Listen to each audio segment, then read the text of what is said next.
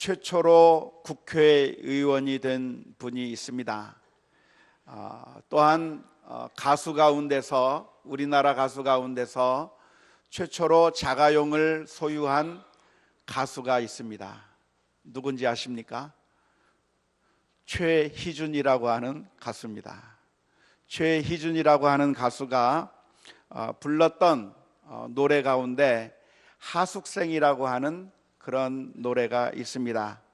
1960년도에 KBS 라디오 드라마 주제곡으로 불렸던 노래가 하숙생이라고 하는 노래였고, 그래서 아주 많은 인기를 끌었던 노래가 하숙생이라고 하는 그런 노래였습니다.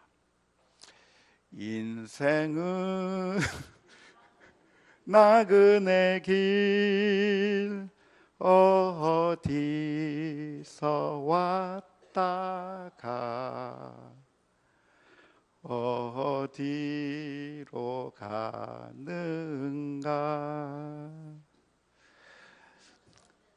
이걸 계속할 수는 없고요. 구름이 흘러가듯 떠돌다 가는 길에 정일랑 두지 말자, 미련일랑 두지 말자. 인생은 나그네 길, 구름이 흘러가듯 정처 없이 흘러서 간다. 여러분들은 인생이 나그네 길이라고 하는 것에 대해서 동의하십니까? 인생과 나그네 길을 우리가 비교해 보면 공통점이 있는 것 같아요. 그 공통점이 무엇입니까? 인생과 나그네와의 공통점. 그것은 우리가 어디론가부터 와가지고 잠시 머물다가 그리고 다시 어디론가 사라져 버린다고 하는 점에 있어서 우리 인생과 나그네는 공통점이 있습니다. 그래서 수많은 시인들은, 그리고 노래 가사를 작사하는 사람들은 우리 인생을 가리켜서 나그네라고 말하면서 나그네에 비유하고 있는 모습을 많이 보게 됩니다. 우리가 성경을 살펴보면 성경에서도 우리 인생을 기록할 때, 우리 인생에 대해서 설명할 때 나그네라고 설명하는 경우가 많이 있습니다. 창세기 23장 4절 말씀을 보면 아브라함이 헷 족 사람들을 향해서 이렇게 이야기를 합니다. 나는 당신들 중에 나그네요, 거류하는 자이니, 잠시 거류하는 자이니 당신들 중에서 내게 매장할 소유지를 주어 내가 나의 죽은 자를 내 앞에서 내어다가 장사하게 하시오.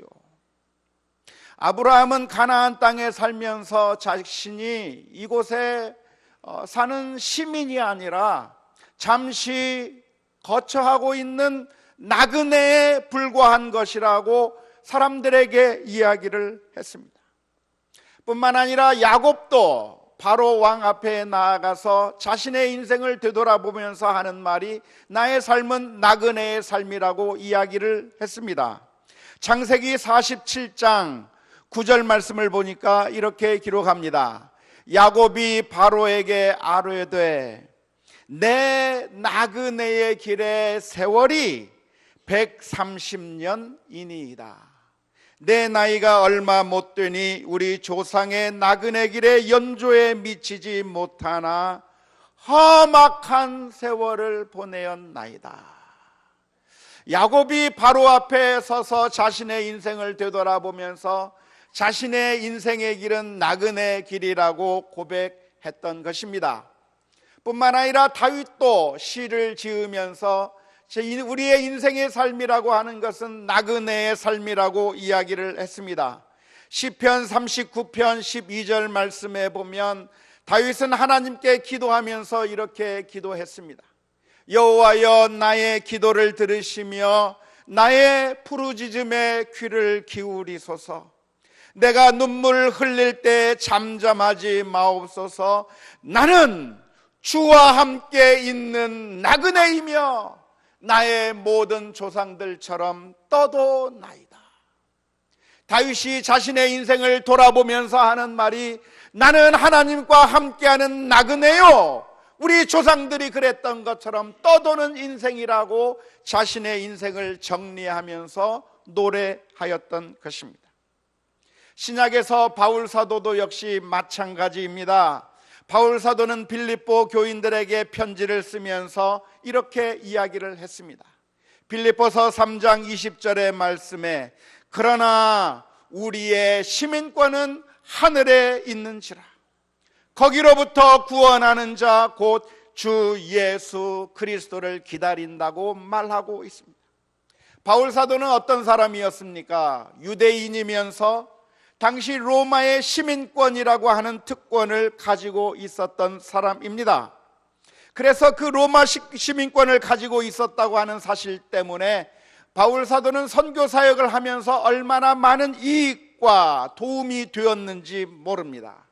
그리고 많은 사람들은 바울이 로마 시민권을 가지고 있다고 하는 그 모습을 보면서 많이들 부러워했지만 바울 사도는 자신이 로마 시민권을 가지고 있다고 하는 것을 자랑하거나 아니면 그것을 가지고 있다고 하는 것을 강조한 것이 아니라 바울 사도는 항상 강조한 것은 우리의 시민권이 이 땅에 있는 것이 아니라 우리가 하늘의 시민권을 가지고 사는 것이라고 천국 시민권을 강조하였다고 하는 것입니다. 베드로 사도도 역시 마찬가지입니다. 베드로 사도는 소아시아에 있는 여러 교회들에 편지하면서 베드로전서 2장 11절 말씀에 이렇게 기록했습니다. 사랑하는 자들아 거류민과 나그네 같은 너희를 권하노니 영혼을 거슬러 싸우는 육체의 정욕을 제어하라. 우리의 인생을 나그네 길이라고 부르는 것은 우리가 이 세상에서 영원히 계속해서 끝까지 이 세상에서 사는 것이 아니라 우리의 인생이 언젠가는 마무리를 져야 될 때가 있다는 것입니다. 우리는 항상 끝까지 살아가는 것이 아니라 우리의 인생은 여행을 갔다가 그 여행지에서 다시 돌아와야 하는 것처럼 우리의 인생은 이곳에서 영원히 천년 만년 살면서 끝까지 살아갈 수 있는 것이 아니라 우리의 인생은 언젠가는 돌아갈 곳이 있다고 하는 것을 가르치는 것이 우리의 인생이 나그네 인생이라고 말하는 것입니다. 우리는 어디로 돌아가게 되어 있습니까? 천국으로 돌아가게 되어 있습니다. 우리의 아버지 되시는 우리 주님께서 기다리시고 있는 바로 그 천국, 우리가 돌아가야 될 더 나은 본향을 향해서 우리는 걸어가는 순례자라고 하는 사실을 기억할 수 있기를 주님의 이름으로 축원합니다. 하나님께서는 일반 은총을 주셨기 때문에 이 세상 사람들도 우리의 인생이 나그네 인생이라고 하는 사실을 알고는 있지만 이 세상 사람들이 깨닫지 못한 것이 있는데 그것은 우리가 어디로부터 와서 어디로 가야 하는가에 대해서는 이 세상 사람들은 모른다고 하는 겁니다. 최희준이라고 하는 사람이 불렀던 하숙생이라고 하는 노래가 그래요. 그 하숙생이라고 하는 노래의 가사를 보면 어디로부터 왔는지도 모르겠고 어디로 가는지도 모르겠는데 아무튼 우리의 인생이 나그네니까 우리가 여기서 영원히 천년 만년 사는 것이 아니라 잠깐 여행 왔다가 어디론가 다시 가야 하는 그런 인생이니까 우리가 이곳에 살면서 정 주면서 살 필요 없고 미련 가지면서 살 필요 없다고 노래하고 있는 것입니다. 이 하숙생이라고 하는 노래의 멜로디는 단순하면서 우리의 마음에 정말 좋은 멜로디로 들려지는 것이지만 사실 이 노랫말을 가만히 생각하고 또 생각해 보면 이 하숙생이라고 하는 노래의 노랫말은 아주 무서운 가사라고 말할 수 있습니다. 왜냐하면 이 노래 가사가 우리를 향해서 허무주의를 조장하고 있기 때문에 그렇습니다.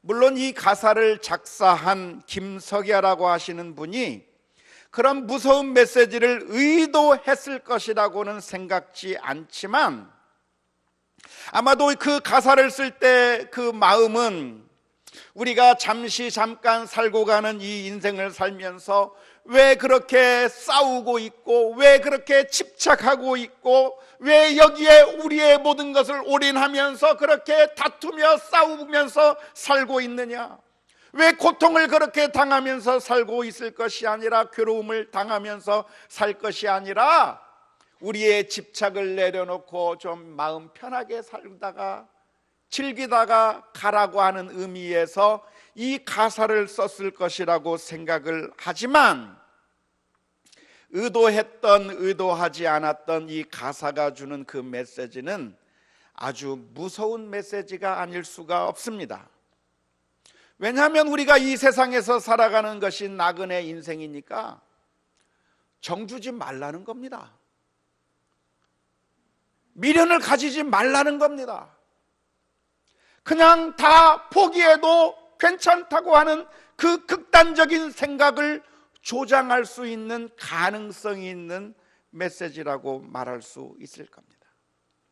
사람들이 만일 이 세상에서 영원히 살 것이 아니라고 생각한다면 사람들의 마음은 쉽게 포기하게 됩니다.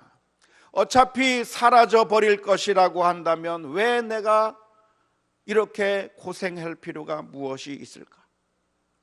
사랑하며 살 필요가 무엇이 있을까? 어차피 없어져 버리고, 어차피 사라져 버릴 것이고, 어차피 죽으면 끝인데 왜 우리가 붙잡고 살아야 하는 것이며, 왜 우리가 그렇게 열정을 다할 필요가 무엇이 있겠는가? 그러니 될 대로 되라 하면은 그런 허무주의의 결론으로 갈 수 있는 가능성이 있는 가사가 바로 이 가사입니다. 하지만 성경은 우리를 향해서 우리의 인생이 나그네의 인생이라고 하는 것을 강조하면서도, 성경이 우리 인생을 바라보는 관점은 하숙생이 바라보고 있는 그 관점과는 완전히 다른 관점을 보여주고 있습니다. 성경이 우리 인생을 향해서 말씀해주고 있는 그 관점은 어떤 점에서 다릅니까? 첫째로, 성경은 우리가 어디에서 왔는지 모르는 것이 아니라 정확하게 우리는 하나님의 소생이며 하나님의 자녀로서 하나님께서 우리를 이 세상에 보내어 주었다고 하는 것을 성경은 분명하게 밝히고 있습니다. 우리는 어쩌다 보니까 우연히 그냥 이 세상에 탄생한 것이 아닙니다. 우리가 어쩌다 보니까 한국 땅에 태어나게 된 것이고, 우리가 어쩌다 보니까 남자로 태어나고 여자로 태어나게 되고, 어쩌다 보니까 이런 집에 태어나고 저런 집에 태어나고 혹은 여러 가지 장애를 가지고 태어나게 된 것이 아니라, 하나님께서 계획하시고 만세 전부터 사랑하시고 하나님께서 뜻을 가지시는 가운데 우리를 이 세상의 계획 가운데 보내주셨다고 하는 것이 성경의 가르침입니다. 우리 가운데 그 누구도, 단 한 명도 이 세상에 아무런 의미 없이 우연히 이 세상에 온 사람이 없다고 하는 것이 성경의 가르침입니다. 두 번째로, 성경은 우리가 어디로 가야 하는가에 대해서 분명하게 가르쳐주고 있습니다. 하숙생은 우리가 어디로 가야 하는지 모르고, 우리가 이 세상을 살고 나면 어디로 가야 하는지 모르겠다고 노래하고 있지만, 성경은 분명하게 우리가 이 세상을 살고 나면 어디로 가야 하는지에 대해서 분명하게 가르쳐주고 있습니다. 우리가 어디로 갑니까? 천국을 향해서 갑니다. 오늘 읽은 히브리서 11장 16절의 말씀은 이렇게 기록합니다. 그들이 이제는 더 나은 본향을 사모하니 곧 하늘에 있는 것이라. 이러므로 하나님이 그들의 하나님이라 일컬음 받으심을 부끄러워하지 아니하시고 그들을 위하여 한 성을 예비하셨느니라.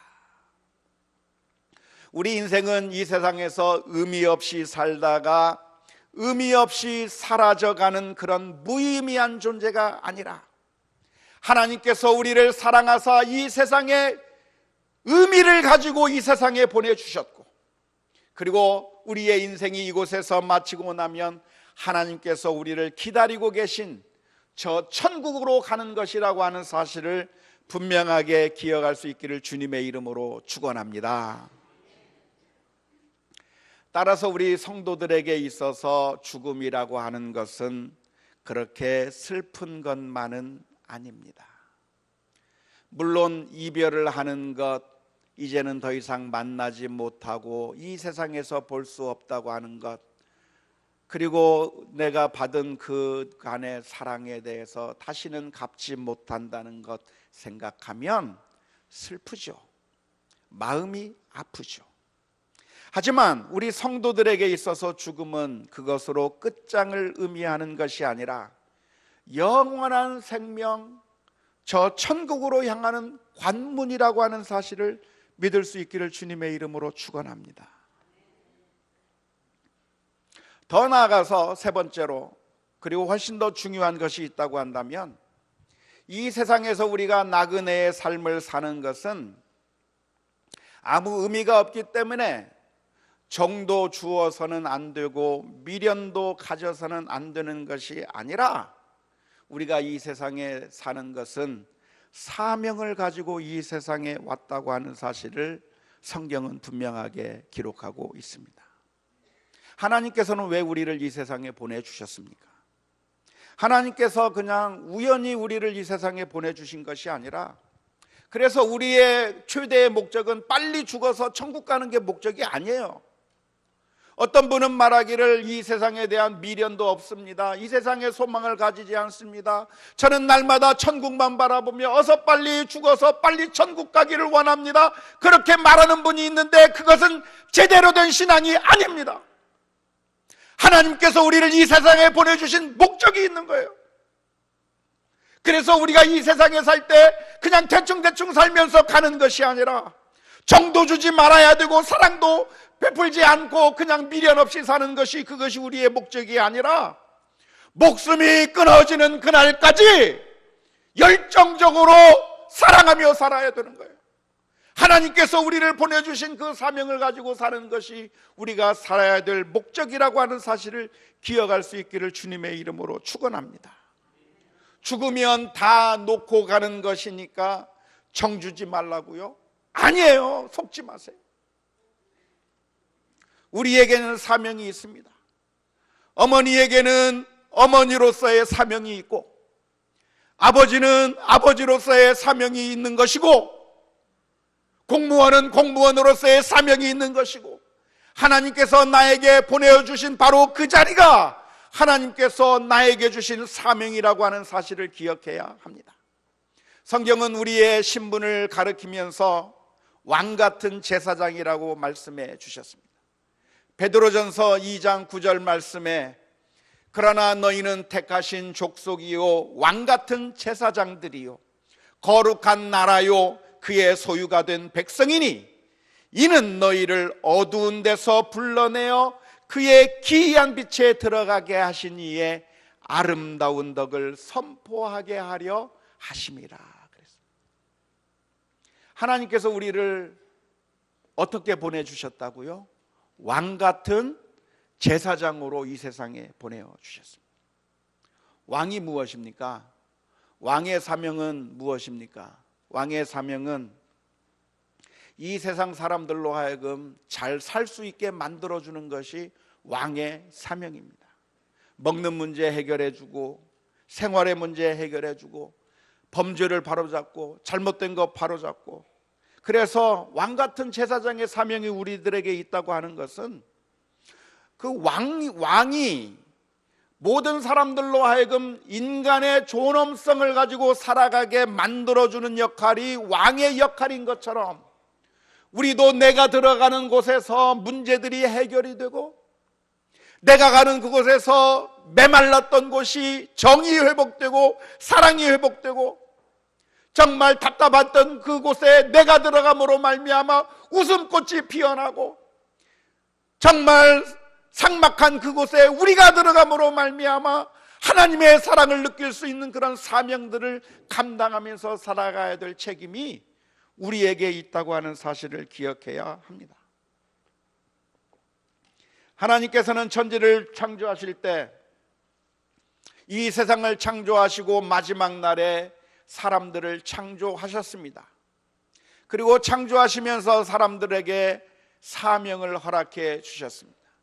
생육하고 번성하며 이 세상 전체를 다스리라고 우리들에게 사명을 주셨습니다. 하나님이 이 세상을 다스리시는 왕이신데 그 하나님을 대신해서 이 세상을 다스릴 분봉왕처럼, 마치 우리가 동산지기처럼 에덴 동산을 가꾸고 그것이 더욱더 아름다운 곳으로 변화시키는 그 사명이 동산지기에게 있는 것처럼 오늘 우리들에게는 하나님께서 주시는 놀라운 사명이 있다고 하는 사실을 기억해야 할 것입니다. 이 세상에 살면서 정도 주지 않고 미련도 갖지 않고 그냥 대충 살다가 그냥 어디로 모르게 사라지는 것이 우리의 인생이 아니라 하나님께서 나에게 주신 사명이 있다고 하는 사실을 발견할 수 있기를 주님의 이름으로 축원합니다. 어떤 사람은 말할 겁니다. 나는 이제 늙었는데 무슨 사명이 있겠나? 나는 이런 약점을 가지고 있고 이런 단점이 있고 나는 돈도 없고 배운 것도 없는데 무슨 사명이 있겠나? 하지만 하나님께서는 이 세상의 인생들을 단 한 사람도 의미 없이 창조하신 적이 없습니다. 언젠가 제가 소개해드렸습니다마는 테일러 필드라고 하는 사람이 지은 거꾸로 된 리더십이라고 하는 책에 보면 아주 정말 좋은 문구 하나가 나옵니다. 무슨 문구가 있냐면 꿀벌은 자기가 하는 일이 위대하다고 하는 사실을 모른다고 하는 거예요. 꿀벌은 그저 이 세상 꽃들을 다니면서 꿀을 모으는 것이 자신의 일인 줄 알고 꿀을 모으고 있지만 사실은 그 꿀을 통해서, 그 꿀벌들을 통해서 무슨 일을 하고 있습니까? 꽃이 열매를 맺을 수 있도록 수정을 하면서 다니는 거예요. 꿀벌이 없으면 열매를 맺을 수 없는 겁니다. 하지만 꿀벌은 자기가 그렇게 중요한 일을 모르고 그렇게 한다고 하는 사실을 모르면서 살고 있지만 그러나 사실은 얼마나 중요한 일인가. 저는 생명 하나가 중요하다고 믿습니다. 이제는 식물 인간이 돼서 전혀 자녀들에게, 가족들에게 아무것도 해줄 수 없는 사람이라 할지라도 그 사람은 아무런 소망도 사명도 없이 사는 것이 아니에요. 우리 아버지가 식물인간이 돼서 병원에 오랫동안 누워 있어도, 아니 우리 자녀가 병원에 누워 있어도 아무런 역할도 기능도 하지 못하는 것이 아니라 사실 살아있다고 하는 것 그 자체로 얼마나 가족들에게 사랑을 줄 수 있고 놀라운 역할을 하고 있다고 하는 사실을 아십니까? 나는 노인이 되었으니까 아무런 의미가 없다고 말하지 마세요. 내가 살아있다고 하는 것이 우리 가족들에게 얼마나 큰 사랑과 위로와 용기를 주고 계시는지 아십니까? 하나님께서는 우리들에게 얼마나 놀라운 사랑을 주셨기 때문에, 사명을 주셨기 때문에 나는 깨닫지 못하지만 꿀벌이 꿀을 따면서 수많은 꽃들에게 열매를 맺게 만드는 그런 놀라운 일을 하듯이 내가 지금 이 자리에 앉아 있는 것이 다른 사람들에게 용기와 소망을 주기도 하고, 나는 성도로서 아무런 직분도 없고 아무런 힘도 없다고 말하지 마세요. 내가 이곳에 앉아서 기도하고 있는 그 모습이, 내가 이곳에서 찬양하고 있는 그 모습이 우리 교회에 얼마나 큰 영향을 미치고, 내가 감사하고 찬양하는 그 소리에 수많은 사람들이 얼마나 많은 용기를 얻게 되는지 그걸 누가 어떻게 합니까? 오늘 저와 여러분들이 인생을 살아가는 가운데 하나님께서 나에게 주시는 사명이 있고, 여기서 우리 하나님께서 우리를 부르시는 그 순간까지 하나님의 사명 가운데 순종하며 살겠다고 하는 그런 믿음의 결단들이 있는 오늘 이 아침이 될 수 있기를 주님의 이름으로 축원합니다. 그런데 우리들 가운데는 자신의 사명을 잊어버리는 것도 문제지만 우리가 이 세상에서 살아가면서 자신의 삶이 나그네의 삶이라고 하는 사실을 망각하며 사는 것도 문제가 있습니다. 많은 사람들은 이 세상에 살면서 이 세상이 전부라고 생각하며 살게 되는 경우가 많이 있습니다. 마치 우리가 이 세상에 천년 만년 살 것처럼 사는 것이죠. 우리의 마지막이 있고 우리에게 돌아갈 본향이 있다고 하는 사실을 망각하며 사는 것도 아주 큰 문제입니다. 하나님께서는 이미 우리들에게 마지막이 있을 거라고 하는 그 사실을 여러 가지 방법을 통해서 우리에게 알려주십니다. 하루에 시작이 있으면 하루에 마침이 있고, 일주일에 시작이 있으면 일주일에 마침이 있고, 한 달에 시작이 있으면 한 달에 끝이 있고, 1년에 시작이 있으면 1년에 마지막 날이 있는 거예요. 벌써 1년의 반이 지나갔어요. 그렇다고 한다면 우리의 인생도 마지막이 있다고 하는 사실을 기억하며 살아야 되는데, 놀랍게도 수많은 사람들이 내가 사는 이 인생의 길이 나그네 인생길이 아니고 여기서 마치 천년 만년 살 것처럼 착각하며 살 때가 얼마나 많은지 모릅니다. 제가 미국에 살다 보니까 16년 동안 살았는데요, 미국에 오는 사람들이 많이 있습니다. 그 가운데 유학생들을 가만히 살펴보면 유학생들은 목적을 가지고 미국에 오는 모습을 봤습니다. 미국에 와서 공부를 하고 그래서 석사학위, 박사학위를 얻게 되면 다시 한국에 돌아가서 교수도 하고 취직도 하고 하겠다고 하는 그런 목적을 가지고 미국에 옵니다. 그런데 미국에서 살다 보면 서바이벌을 해야 하기 때문에 일을 하게 되는데, 그 과정에서 유학생들이 두 가지 부류로 나뉘게 되는 것을 보았습니다. 한 사람은 철저하게 유학생 신분이라고 하는 사실을 기억하고 그 목표를 가지고 살아갑니다. 자신이 여기에 온 목표가 무엇인가? 학위를 따는 것이고, 그래서 학위를 따는데 자신의 모든 것을 겁니다. 돈도 필요한 정도만 벌 뿐만 아니라 물건을 구입할 때도 좋은 걸 구입하지 않아요.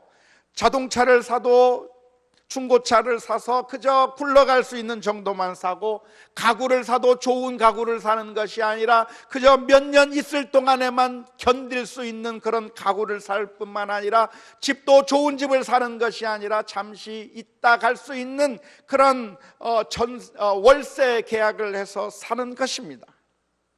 그런데 어떤 유학생들은 살아가는 가운데 그것을 까마득하게 잊어버리는 경우가 있습니다.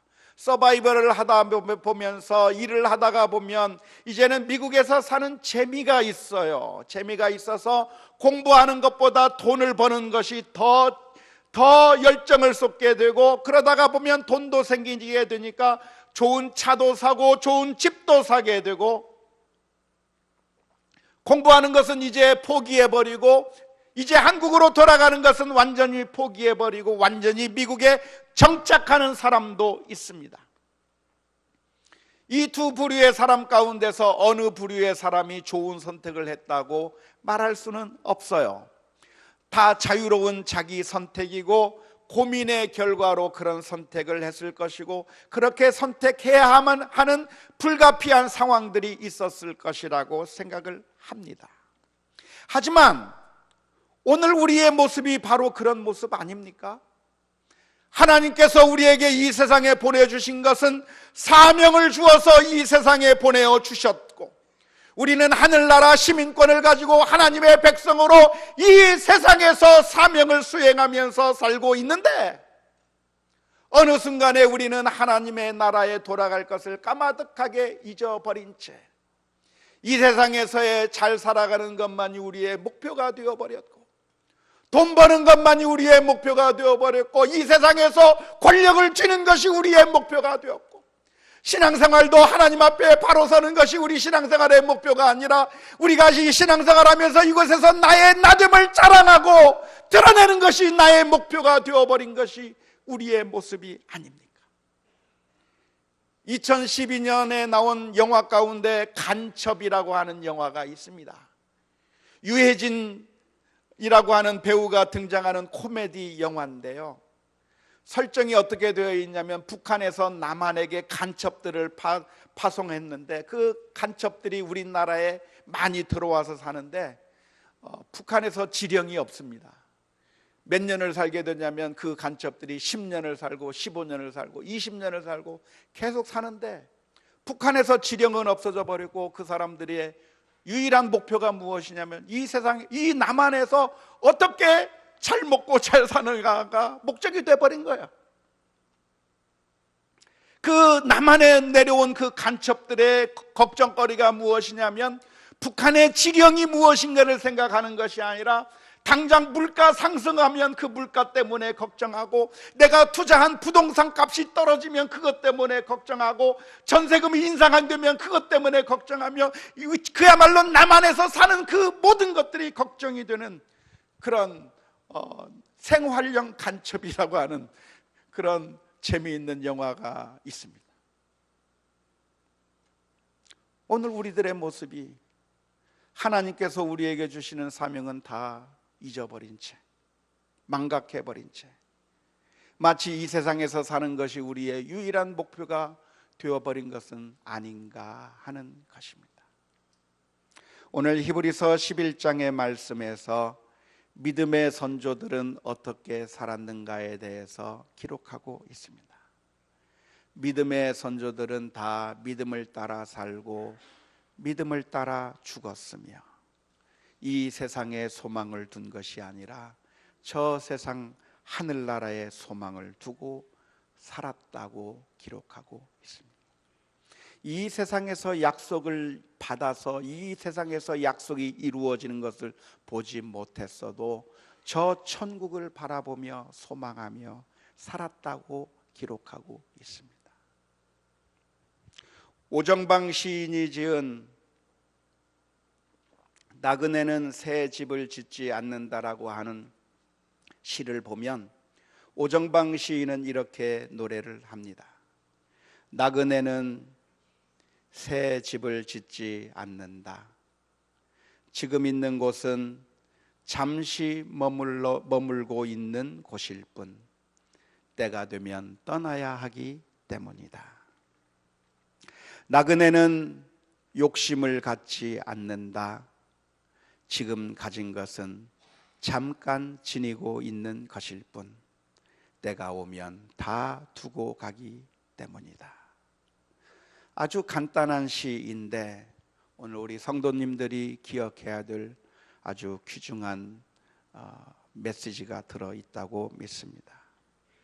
힘들고 어려울 때 그 옛날 믿음의 선조들이 나그네 인생을 살면서 저 천국을 바라보고 이제 조금 고생하고 나면 우리가 아버지의 집으로 돌아갈 수 있다고 하는 소망을 가지고 살았던 것처럼, 소망을 가지고 사는 우리 모두가 다 될 수 있기를 주님의 이름으로 축원합니다. 이 세상에 살 때 조금 불편하면 좀 어때요? 조금 괴로우면 좀 어때요? 우리가 돌아갈 영원한 천국이 기다리고 있습니다. 믿음의 선조들은 이 모든 것들을 다 이루며 이 세상에서 산 것이 아니라 이 땅에서 이루어지지 않은 채 저 하늘의 본향을 바라보며 살았습니다. 이 세상에 살면서 많은 것들 부족한 대로 살아도 하늘의 본향을 바라보며 믿음으로 사는 우리 모두가 되어야 될 줄로 믿습니다. 아버지가 계시는 그 천국에 가면 우리는 예수 그리스도의 보혈의 피를 힘입어 아버지 하나님께 나아갈 것이고, 하나님께서는 우리를 두 팔로 안아주시며 수고했다, 고생했다 말씀해 주시는 그 날을 바라보며 믿음으로 승리한 우리 모두가 다 될 수 있기를 주님의 이름으로 축원합니다. 우리 함께 같이 찬양했으면 좋겠습니다. 주님이 가시